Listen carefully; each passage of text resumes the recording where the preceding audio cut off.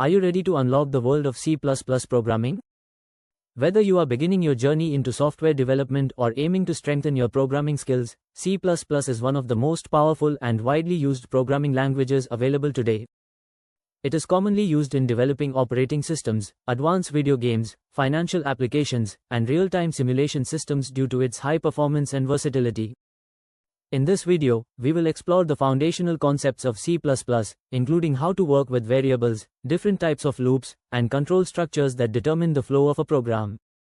You will learn how to declare and initialize variables, use loops such as for, while, and do while, and apply control structures like if-else and switch case statements to make decisions within your code.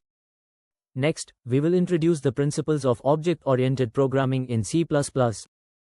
You will understand how to create and use classes and objects, utilize constructors and destructors, and apply key concepts such as inheritance, polymorphism, and encapsulation. These techniques help in writing structured, reusable, and maintainable code, suitable for building complex systems like a library management application. By the end of this video, you will have a solid understanding of how to begin developing real-world applications using C++. Let us begin your programming journey today with confidence and clarity.